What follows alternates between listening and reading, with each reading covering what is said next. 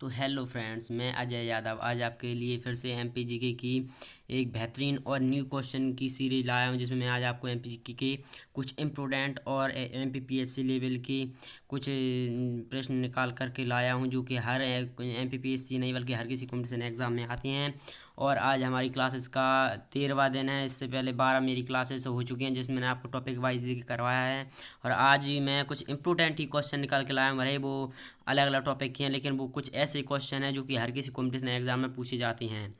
तो अब मेरी 12 क्लास हो गई चुकी हैं। अगर आपने नहीं देखी है तो मेरे channel MP GK with Ajay Yadav पर जा करके देख सकते हैं। मेरा चैनल का नाम है एमपीजीके विद अजय यादव।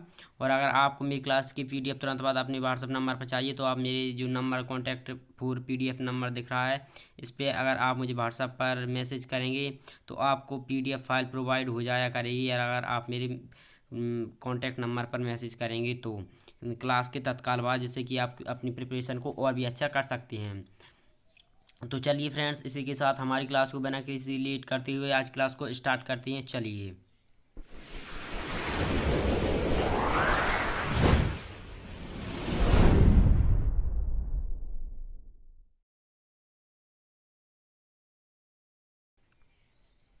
तो ये रहा आज का हमारा पहला प्रश्न कि मेरी संसद यात्रा किस लेखक की रचना है।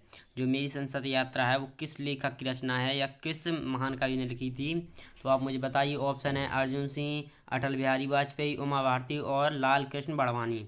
तो आपको ये तो नॉलेज तो इतनी तो हुई कि जो मेरी संसद यात्रा है वो अटल बिहारी वाजपेयी जी की थी, जो कि मध्य प्रदेश के जो कि भारत के प्रधानमंत्री भी रह चुके हैं, पूर्व प्रधानमंत्री भी रह चुके हैं, और जिनका निधन हाल ही में इनका निधन हो चुका है। तो अब चलिए, इसका राइट आंसर क्या होगा? अटल बिहारी वाजपेयी। मेरी संसद यात्रा किसकी थी? अटल बिहारी वाजपेयी जी की थी, जो कि मध्य प्रदेश के प्रधानमंत्री भी रह चुके हैं, पूर्व प्रधानमंत्री भी थे। चलिए, इसी के साथ देख लेते हैं अटल बिहारी वाजपेयी जी के बारे में थोड़ा देख लेते हैं कि डॉक्टर घाट के 1973 से 1977 तक भारतीय जनसंघ और 1988 से भारतीय जनता पार्टी के राष्ट्रीय कार्यकारिणी में रहे। डॉक्टर घाड़के, इनका निक नेम क्या था? डॉक्टर घाड़के। क्या था? डॉक्टर घाड़के ने मेरी संसदीय यात्रा से पूर्व अटल जी के संसदीय भाषणों पर केंद्रित संसद में 3 दशक और 4 इंडेक्स इन फर्टिलाइमेंट पुस्तकों का भी संपादन किया। ये लिखी किसने थी? अटल बिहारी वाजपेयी जी ने। लेकिन इसका संपादन किसने किया था? डॉक्टर घाड़के ने। डॉक्टर घाड़के अलग थे, सॉरी मैंने आपको कहा कि थे, लेकिन ये अलग थे। तो चलिए, इसके साथ हमारा अगला प्रश्न देखते हैं। ये रहा हमारा अगला प्रश्न। मध्य प्रदेश को अनुसूचित जनजाति प्रदेश प्रतिशत में देश में कौन सा स्थान है? जो मध्य प्रदेश है उसे अनुसूचित जनजाति, जो अनुसूचित जाति होती है उसमें प्रतिशत के हिसाब से कौन सा स्थान है मध्य प्रदेश का? तो ऑप्शन है 15वां, बी 16, सी 17वां और डी 18। तो मैं आपको बता दूं, जो मध्य प्रदेश है हमारा, मध्य प्रदेश अनुसूचित जाति की प्रतिशतता में 17वें स्थान पर है। हमारा स्थान कौन सा है? 17वां स्थान हमारा है। चलिए, अगला देखते हैं हमारा क्वेश्चन। विवेकानंद समूह दुर्घटना बीमा योजना, जो कि विवेकानंद दुर्घटना समूह बीमा योजना, जो ये योजना है उससे काफ़ी ज़्यादा इम्पोर्टेंट, काफ़ी ज़्यादा क्वेश्चन पूछे जा रहे हैं। तो इससे में ये पूछा जा रहा है कि जो बीमा योजना है आयु समूह के लोगों को बताई गई, मतलब इसमें से किस आयु समूह, यानी कि किस आयु से लेकर किस आयु तक के लोगों को यह बीमा योजना का लाभ प्राप्त होता है। तो इसमें ऑप्शन में 12 से 18, 15 से 35, 16 से 40 और 18 से 65।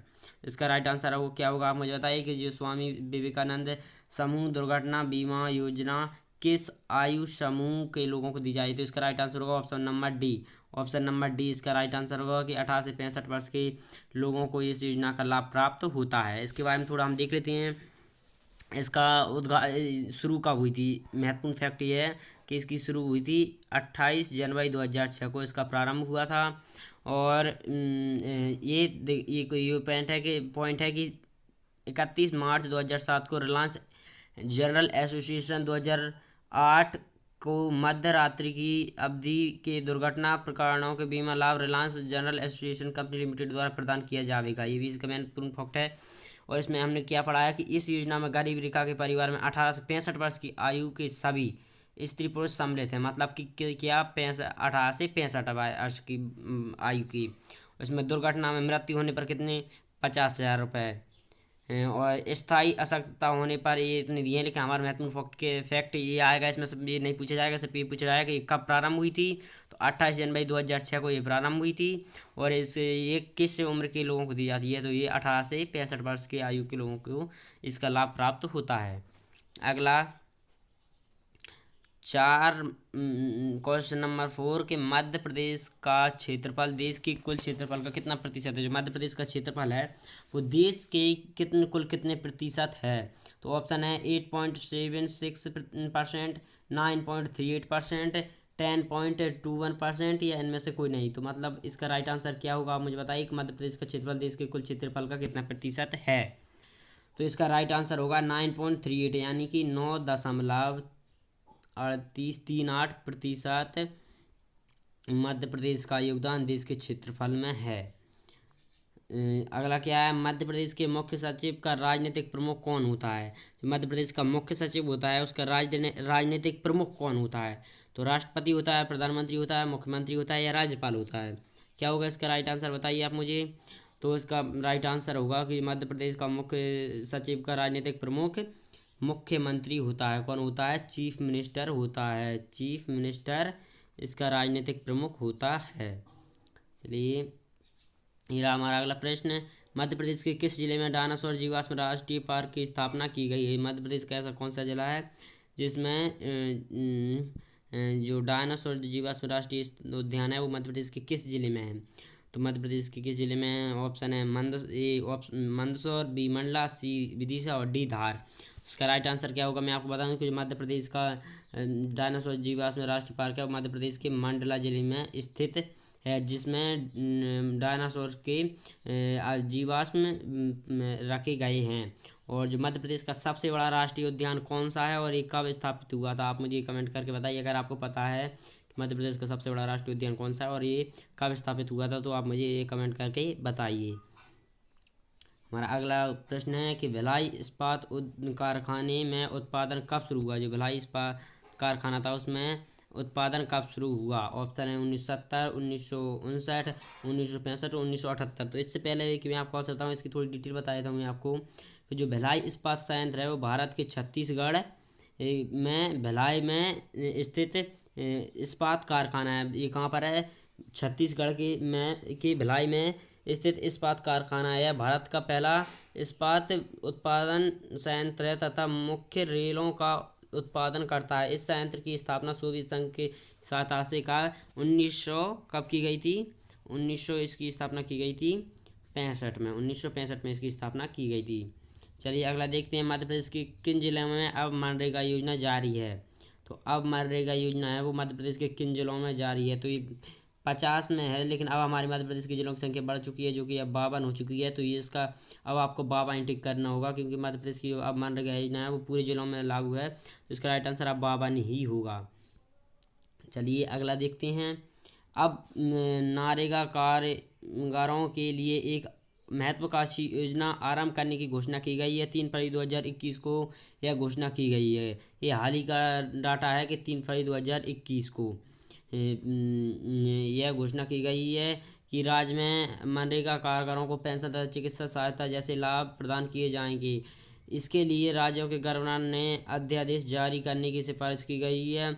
वह इस योजना के लाभ के पात्र हैं। चलिए इसी के साथ हमारा अगला प्रश्न देखते हैं। ये रहा हमारा अगला प्रश्न कि निम्न में से खानदेश की राजधानी, जो कि मध्य प्रदेश का जो खानदेश था जो वो उस देश की राजधानी मध्य प्रदेश का कौन सा जिला था। तो मध्य प्रदेश का कौन सा जिला था, ऑप्शन है दसपुर, बी बुरहानपुर, सी ओरछा और डी मालवा। तो खानदेश की राजधानी क्या थी उसका राइट आंसर होगा, मैं बता दूं आपको कि जो बुरहानपुर था वो खानदेश की राजधानी क्या हुआ करता था, बुरहानपुर खानदेश की राजधानी हुआ करता था प्राचीन काल में। चलिए इसी के साथ हमारा अगला प्रश्न देखते हैं। अगला प्रश्न क्या है, अगला प्रश्न है मध्य प्रदेश में किस स्थान पर प्रतिवर्ष अखिल भारतीय शास्त्रीय नृत्य उत्सव का आयोजन किया जाता है। तो मध्य प्रदेश में किस स्थान पर किया जाता है अखिल भारतीय शास्त्रीय नृत्य उत्सव का आयोजन। इसका राइट आंसर होगा क्या होगा, दतिया होगा या ग्वालियर या खजुराहो या मैहर। तो इसको ऑप्शन है तो इसका राइट आंसर होगा खजुराहो। मध्य प्रदेश का खजुराहो है, वो इसका राइट आंसर होगा। चलिए इसकी थोड़ी डिटेल देख लेते हैं। चंदेल राजाओं की नगरी खजुराहो में इस अखिल भारतीय शास्त्रीय नृत्य का आयोजन किया जाता है। खजुराहो नृत्य समारोह मध्य प्रदेश का ही नहीं बल्कि दक्षिण भारत की नृत्य शैलियों का अनोखा संगम होता है। इस उद्देश्य पर्यटन को प्रोत्साहन और खजुराहो की विरासत का संरक्षण देना है। इसका उद्देश्य क्या है कि जो इसका उद्देश्य पर्यटन को प्रोत्साहन और खजुराहो की विरासत को संरक्षण देना है। ये कुछ ये खजुराहो के मंदिरों के कुछ इमेजेस हैं जिसे आप देख सकते हैं आसानी से। तो आज यही हमारे कुछ इंपॉर्टेंट और चुनिंदा क्वेश्चन थे जो मैंने निकाल के लाया था एमपीजीके के, और जो कुछ हाई लेवल के क्वेश्चन थे। और अगर आपको ये मेरे क्वेश्चन और मेरी वीडियो अगर अच्छी लगी हो तो प्लीज़ इसे लाइक कीजिए, कमेंट कीजिए। अगर आप कोई और दूसरा टॉपिक पढ़ना चाहते हैं एमपीपीएससी का तो आप मुझे कमेंट करके बता सकते हैं कि हमें ये टॉपिक पढ़ना है। इसी के साथ अगर ये अपने फ्रेंड्स के साथ शेयर कर दीजिए ताकि वो भी इन क्वेश्चन को समझ सकें और पढ़ सकें आसानी से। और साथ ही में आप मेरे चैनल एमपीजी के विद अजय यादव को सब्सक्राइब कर लीजिए जिससे कि आपको नोटिफिकेशन मिलता रहे। और अगर आप इस क्लास की पीडीएफ अपने व्हाट्सएप पर ही चाहते हैं तो मुझे जो मैंने स्टार्टिंग में आपको नंबर दिया था उस पर मैं आपको एक बार और नंबर देता हूँ कि मेरा नंबर है 9340430623। अगर आप मुझे इस नंबर पर मैसेज करेंगे तो अब मैं आपको क्लास के तत्काल बाद ही ये आप जब भी मैसेज करेंगे मुझे कि आप पीडीएफ चाहेंगे कि हमें इस क्लास की पीडीएफ चाहिए तो मैं उसी क्लास की पीडीएफ आपको आपके व्हाट्सएप पर ही प्रोवाइड करवा दूंगा। और मेरे साथ जुड़ने के लिए बहुत बहुत धन्यवाद। थैंक्स फॉर वॉचिंग मी। और चलिए मिलते हैं अब अगले दिन अगली क्लास में। इसी के साथ आज के लिए थैंक यू, बाय बाय।